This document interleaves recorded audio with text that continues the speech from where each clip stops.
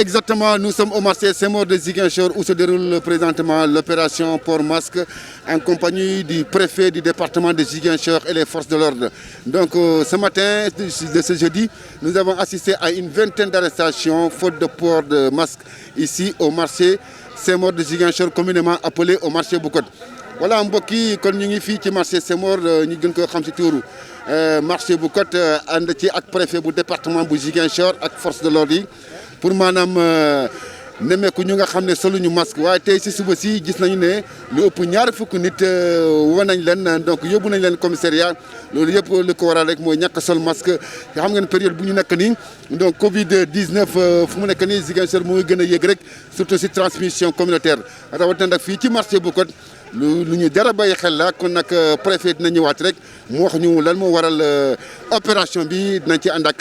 le préfet du département de Ziguinchor. Je vous remercie. L'explication à donner à cette activité est toute simple. C'est vrai que depuis le début de la pandémie, à la date du 2 mars 2020, date à laquelle nous, département de Ziguinchor, on a connu notre premier cas, on a engagé une activité déjà de sensibilisation envers la communauté pour les conscientiser quand même, en fait, bon, c'est-à-dire à prendre conscience de la gravité de la situation, ici également, en fait, bon, à s'approprier également des mesures utiles, à savoir les barrières, pour se prémunir vraiment, en fait, bon, contre cette maladie. Et on n'a jamais arrêté vraiment de faire dans cette sensibilisation, mais il se trouve que depuis lors, en fait, bon, il y a, comme tu dirais, un relâchement notoire de la part de la population, aggravé depuis la fin de l'état d'urgence, ce qui nous a valu vraiment de faire ce matin cette opération de terrain, qui, je le rappelle, fait suite déjà à une rencontre tenue hier avec l'ensemble des acteurs communautaires, à savoir les chefs religieux, à savoir également les délégués de quartier, les collectivités territoriales, les représentants des jeunes, les représentants des femmes, les notables, bref, toute la couche de la société était présente à cette activité de sensibilisation et d'information sur les dernières mesures prises par les autorités. Et je pense qu'on a fait ce qu'on avait à faire face vraiment à ce drame que l'on connaît, au vu également de la gravité de la situation à Ziguinchor. Mais on ne pouvait pas en fait, bon, être inerte face à cette situation. Dire qu'à la date d'hier, nous étions en fait, bon, à 13 décès pour Ziguinchor, rien que dans le département, avec 260 cas positifs déclarés, en l'espace vraiment de 5-6 mois, là, c'est inadmissible. Raison pour laquelle on a voulu donner suite quand même, c'est-à-dire à notre action d'hier, c'est-à-dire la mission de sensibilisation, pour maintenant entrer dans la phase active, reprendre en main ce qui nous revient de droit et faire imposer vraiment en fait, la loi et les règlements, et aussi les directives et instructions des autorités supérieures. En tout cas, comme vous le savez, nous tous, avec beaucoup de regrets, on a eu en fait à appréhender une cinquantaine déjà de personnes, et puis nous ne sommes pas en fait, au bout de notre peine. Dire que le mal est là et profond, c'est comme qui dirait qu'il y a un déni vraiment en fait, de cette maladie, ce qui n'est pas normal, raison pour laquelle on est là aujourd'hui. Effectivement, ça va se poursuivre. Ça va se poursuivre, même s'il faut en fait, bon, délaisser carrément les bureaux, venir chaque jour en fait, bon,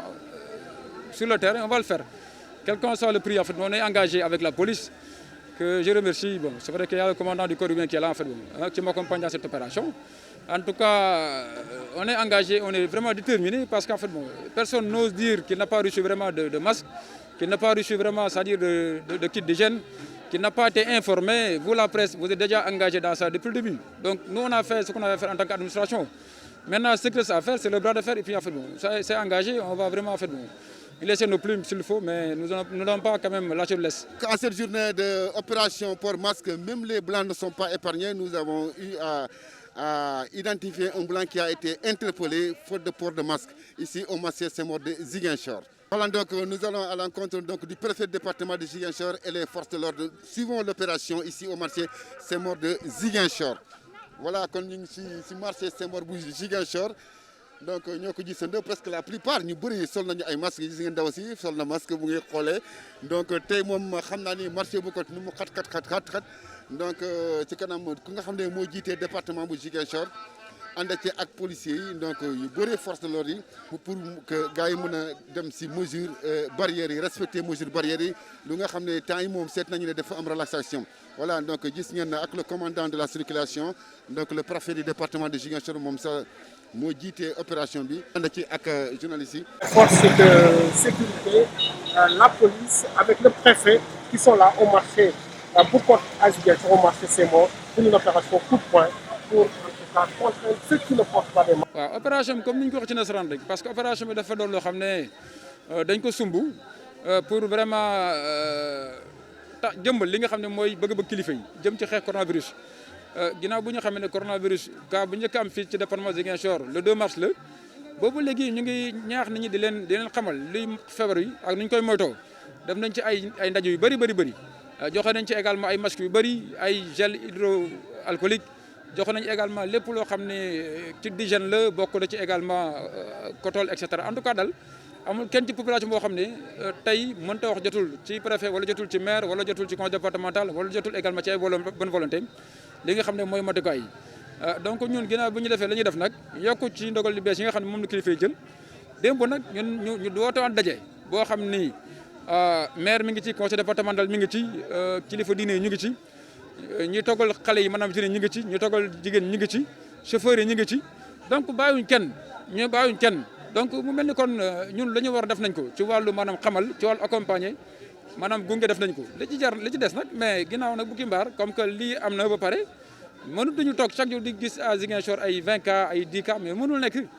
dafa mel ni population bi kon ñu ëpp ci ñoom dañuy def maa tey mais ki def maa tey nag mais da nga jàkkaarloog yoon dafa yow la mu war a def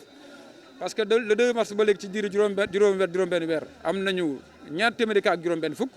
loolu warul te ñu ci ëpp doole boo xoolee daanaka mën naa ne xale yi ci lañ bokk mag ñi naam ñëw ci ëpp mais loolu dafa doon loo xam ne dafa warul en tout cas daal gis nañ ne daal sur ces 260 cas bon 141 ay communautaire la 110 cas contact ak 9 importés donc cas communautaire yi moo ëpp Ziguinchor mais lu tax cas communautaire yu bëri parce que loolu ci ñun la boo feebaree nangoo dem hôpital wala boo feebaree nga nekk ci koñ bi seede ko ndaw ci xam da ngaa feebar woowuñ ñi nga xam ne ñoom ñooy kilifa docteur yi wala woowuñ ki nga xam ne mooy préfet yëgal ko wala police mais cas communautaire day ëpp mais nag lu mu mënta ñàkk foog ñu def ko te lu ëpp tuur moo tax tey ñu taxaw nag vraiment jàmmarloog ñi nga xam ñoom ñoo fi nekk pour imposer leen déjà masques yi imposer leen aussi li nga xam ne aussi c'est-à-dire mooy le respect des mesures d'hygiène. waaw pour le moment daal duñ jàpp mën na juróom fukk waaw donc déjà tàmbali la rek parce que bi ñu commencé yàggul incha allah dañ def marché yëpp bu soobee yàlla dugg ci restaurant yi dugg également ci lépp loo xam ne nit ñi dañ fay daje pour nag li ñu bëgg wala li kilifa yi bëgg te ñu war nañ ko bëggale ñu def ko ndax lu seen njëriñ la. donc boo gisee lu tax am résistance parce que xam nañ ne la ñu waroon def nañ ko xam nañ ne aussi ñoom ñoo tooñ ku tooñ da ngay nangu tooñal li la yoon teg nga nangu ko aussi ndax yaa ko def donc loolu daal mooy solo si.